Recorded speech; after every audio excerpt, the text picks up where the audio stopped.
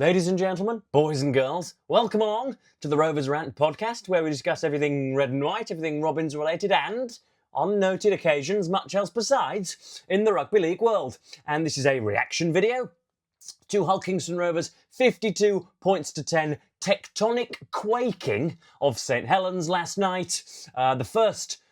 The first game at Soul Group Craven Park, the first one back at home, and it was nice to, first of all, to be among the number who went marching in, whose QR codes were bleeped, and it was nice to see the East Stand heaving under the hooves of 6, 7, 8, 9,000. I don't know how many of the 12 were in the East Stand, but it's most, isn't it?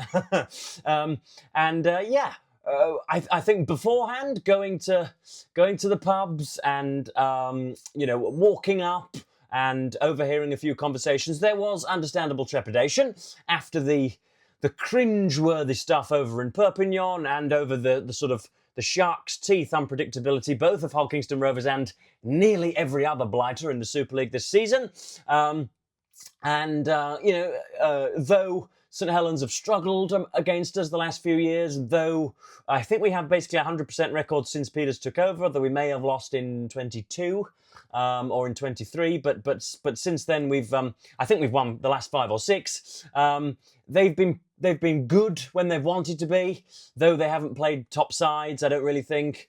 And they've run right a few times. They won in Catalans, didn't they? Which is an achievement which we signally failed to repeat.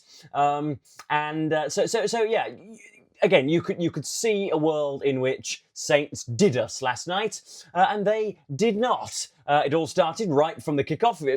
The first error took place not 40 earthly yards away from me, very, very close to where I was standing in the East Stand.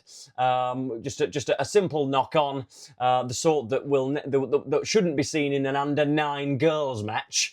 Yet it seems that the player in question, forgetting his name because it was obviously the skeleton staff for St Helens, but he dropped both the ball and indeed his kegs full of shit. That's the only reason why you would drop a ball that was straight in the breadbasket and in the first minute of the match. The first try comes directly as a result of that error. Another dainty kick into the air for Joe Burgess to pluck. He is a weapon, an aerial weapon, and again, I've watched every minute of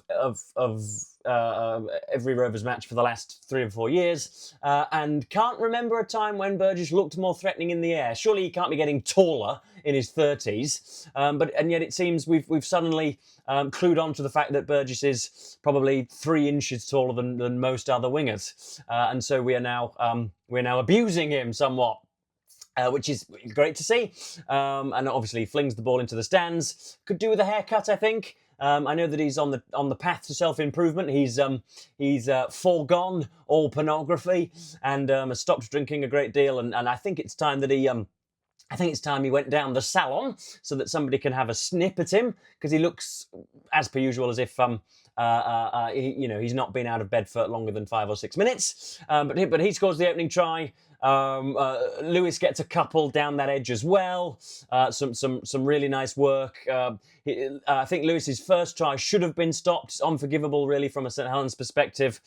He beats 4 men without really moving. He just sort of, he bounces about like a rubber ball and gets the ball down with ease. It must be said, kicks beautifully as well. Without Archie Morg and without Rhys Martin, I think every red and white fan, myself included, would have thought that we would be going up in 4s all for the rest of the season, because Lewis, though he tries his damnedest, has in the past been pretty lamentable off the tee. And yet, I don't know whether it was the lack of wind last night. It was very, very still. I don't know whether it was that, but he was putting most of them directly through the H's. And then Tyrone May does some gorgeous work on the right-hand side, and Jez Litton is backing up, and he scores under the posts. And then there is the one that was disallowed, where Joe Burgess's toes were basically in another postcode, and yet it was still a very, very close call for Jack Smith in the video referee's booth. And St Helens, it was tonally a match very similar to the semi-final played last year, and basically a match tonally similar to how we won, or how we posted every single 2-pointer last year. In that we get an early advantage, score 3 tries, and already know that we're probably not going to concede many more than we've already scored. In other words, we've already done 70% of the job, and then we just have to simply pen them in there 20, keep tackling hard, and restrict the meters, pressure the kicker, force the error, hunt the knock-on, yada yada, and that's exactly what we did.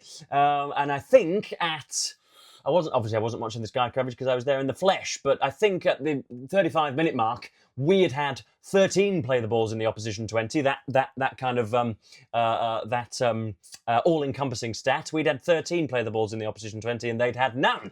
And it was only when, again, through some slightly lackluster and some slightly, I think, childish thinking, throwing it about when we were 30 points up, that we gifted them a few chances in our own 30. But a few words on a few individual players. Jack Broadbent must have had probably the most difficult week of his professional career, given that he, again, I'm tempted to say that he bombed the game in Perpignan. He wasn't the reason we lost, or he wasn't solely or individually the reason that we lost, but had he had a little bit of composure, we should have nicked that in the last minute. And inevitably, because that's the harshest and most venomous take, that's the take that everybody has adopted. And so I should think that if he's stupid enough to have his DMs open, that he's been filled with no shortage of exclamatory abuse. But his head was held high. He caught a good few bombs. There was an error in him, and he failed to make the tackle on Dagnall when Saints were through right at the start of the second half to score their only good try. But yeah, he's filling in nicely. He's under the spotlight because he fucked up last week. But I am not squirming when somebody sends a high bum up for him. Not in the same way that I squirm when somebody sends a high bum up for Tom Davies, at least. I'm generally more bullish and more confident in Broadbent than most. Even though, if indeed Hull FC do want to open the wallet for him, then I'll probably be glad to ship him off. But at least when Archie Morg is back, because he's an ultimate utility player. But when everybody else is fit, he's the sort of bloke that when everybody else is fit, he will not feature, as we saw at the back end of 2025. Peta Hiku on the, where does Hiku play, Joe? For goodness sake, is it on? Yes, Hiku on the right. Is multi-talented and slippery in attack, as he has been. He's very, very quick down the edge. But in defence, he's starting to slip off. Me and a few of the boys that were around me last night, stood around me last night. The boys that were around me last night. That's a hell of an admission, isn't it? It's an arresting image. Some of the fellow fans with whom I stood last night were also mentioning the fact that he was basically slipping off everything that he tried. He goes for a sort of mini legal shoulder charge. He goes to sort of really, really slap them and fails to wrap his arms around, and usually doesn't even slap them hard enough to bring them down. He's definitely the weak link, and which is unfortunate given that we have, I think, the most defensively robust halfback in the Super League, besides Harry Smith for the Wigan Warriors, who tends to put even the biggest blokes on their asses sometimes. Tyrone May is absolutely brilliant when an attack is galloping at him. He is really, really good at getting them to the ground. There are still a few question marks over Lewis's defence, even though he had a stormer last night.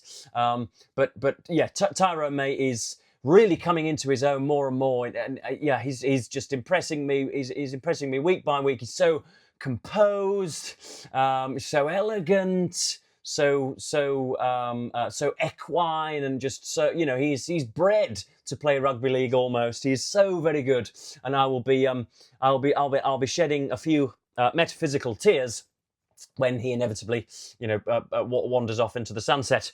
There we go. 52-10. That was an assuring performance, one that we needed after the helter-skelter of the first 5 or 6 rounds after the World Club Challenge. And yeah, you know, nice to put some points on the board. Nice to have a proper kicker, maybe. Nice to be converting all the tries, and nice to be back to our original DNA. But I can't help but feel as if that's just because the top ref in the business, Liam Moore, was on the park with the whistle, and if it had it been Liam Rush or Tom Grant or whomever else, that it might have been a little bit different, because the 6 agains would have been more frequent, the penalties would have been more numerous, and it could have been a scrappier, snaggier game. But we seem to do well with Liam Moore because he lets things go. He realises that we're going to play quick rugby. I kept asking those around me last night. There have been no 6 agains, and there have been no laying on penalties, and the ruck has been allowed to run organically. And has the game felt slow? Did gentle, balding viewer, did it feel slow last night? No, it felt very, very quick, in fact. And that was not because the ruck was intensely policed by the bloke in the middle who thinks it's all about him. That was because the game was allowed to flow between 2 professional rugby league sides. Full credit to Liam Moore, because, I know it's easy to say when you win by 40-odd points that it was officiated well, but it simply was. Few times they got away with some, few times we got away with some. I know Saints have loads of men out, and so they miss. Darryl Clark played, didn't he? Even though I only spotted him with 5 minutes to go. They were without Percival for half the match. They're without Matty Lees. They're without Walmsley. They're without Wellesby. They are without Lomax. They are without probably a few bigger bodies that I'm forgetting. Obviously, Morgan Knowles has gone off to the NRL. So, plenty of excuses for them to roll out, I suppose. But it's same old for the Saints. Very good against the poor sides, and yet they tend to falter and they tend to whimper against the big boys, such as ourselves. So a reminder. That's, I think, how the Super League Instagram page worded it. A reminder that we are still a top side, and a side that will be up in the top spots by July, which would be nice, wouldn't it? That would be just about it. Of course, I could not record a video on Hulkingston Rovers without acknowledging the mooted and much reported resignation, the much reported move of Willie Peters to the PNG Chiefs as their new head coach for 2028. For some reason, he needs 12 months in Australia to orchestrate the side. Not sure about that, but there we go.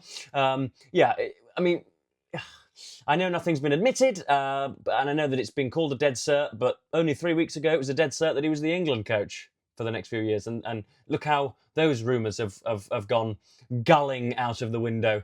I think 11% of me hopes that all the rumours are piffle. But in his post-match interview, he was Peters didn't exactly deny anything, did he? And, all we'll need to do is win another 1 or 2 trophies this season, and his legacy is already secured. But he will be, I think, probably, if he does win another 2 trophies this year, he will be the coach of the 20s between 2020 and 2030. No matter what happens after he leaves, he'll be the Super League coach, the most transformative and instrumental and fruitful rugby league mind of the Super League in the decade. I don't see anybody who will surpass him. Maybe if Wigan win 3 more under Matt Peat, you can argue otherwise. But we must only thank him if and when he does walk out the door, and we must measure him up for that inevitable bronze statue. So there we go. Back to our best. The calming, soothing, effect of a St Helens splattering. So there we go. What on earth was St Helens wearing last night? They looked like a combination between a kind of a Tesco's night shift and Brighton and Hove Albion and Sheffield Wednesday and the Bananas in pyjamas. An odd strip, but I'm sure it was commemorative. But there we go. 15 minutes on the mighty Hull KR and their bombastic return to form. So yes, I'll cap this at 15 minutes. Thank you ever so much for watching, Rovers fans, and heaven forfend maybe others. And I'll see you possibly tomorrow to preview Hull FC's affair and maybe to review what happens between Leigh and Toulouse or Wigan and Huddersfield. But I'll yeah, I'll be back very, very shortly for more of the same.